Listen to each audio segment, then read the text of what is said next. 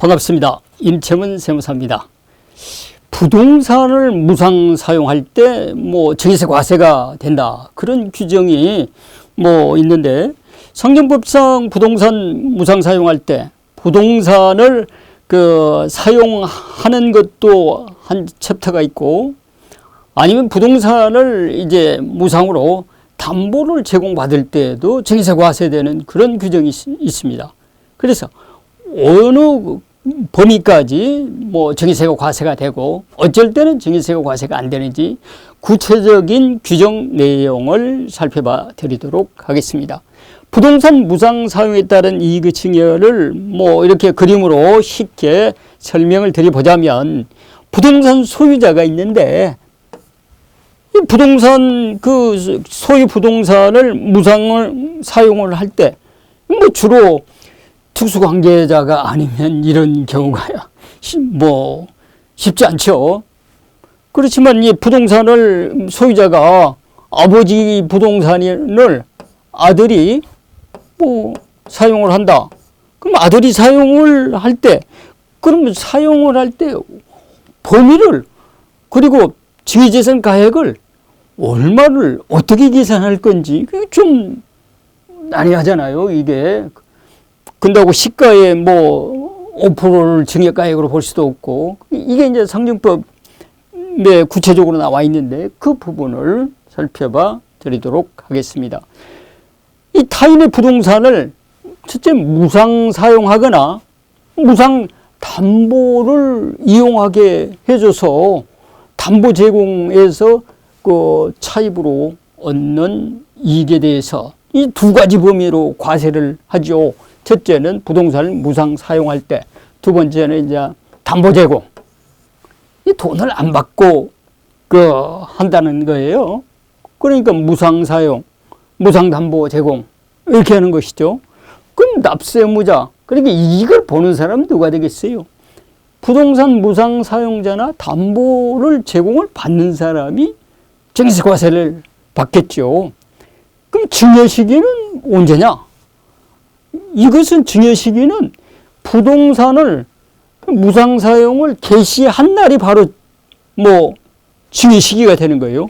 이 날을 증여한 날로 봐서 이 날에 말일부터 3개월 내에 증여세 신고를 해야 되는 거예요.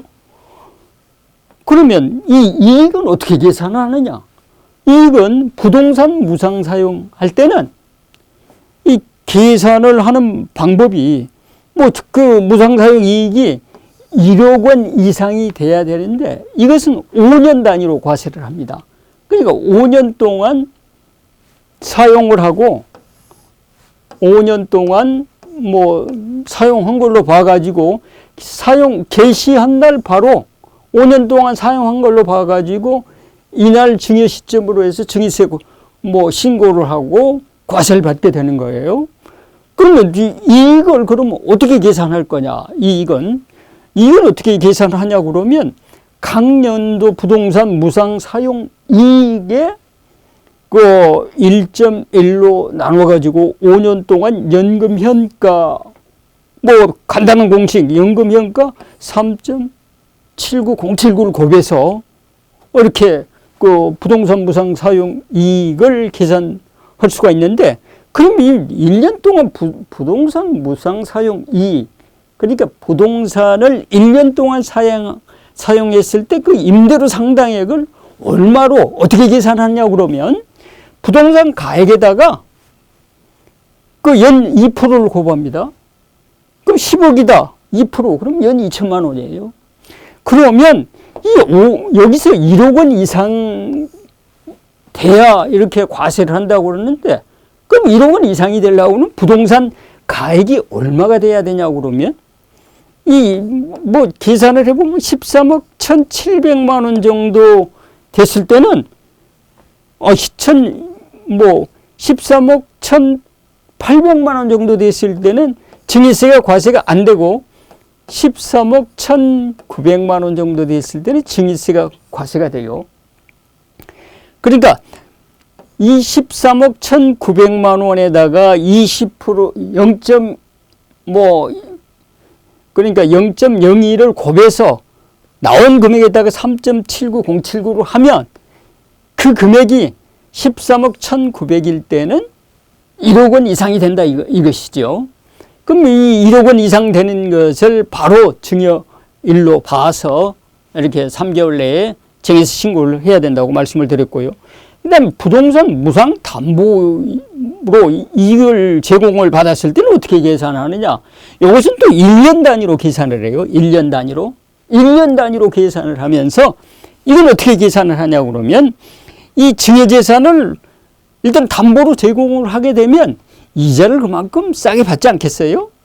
이자를 싸게 받으니까 그 차익 금액에다가 적정 이자율 4.6%를 곱합니다. 적정 이자율 4.6%. 물론 법인에게서 대출을 받았을 때는 가중 평균 차입 이자율 또는 4.6%인데 여기서는 법인한테 대출 안 받고 개인한테 대출 받았다고 보고 일단 적정 이자율 4.6%를 차입금액에다가 4.6%를 곱한 다음에 1년 동안 이자 지급액 이것을 뺀 것이 1,000만 원 이상이 돼야 과세를 받는 거예요.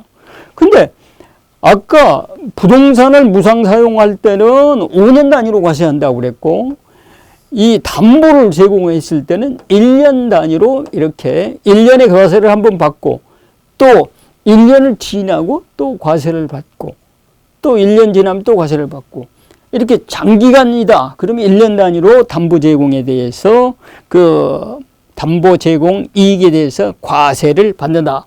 이렇게 보시면 되겠습니다.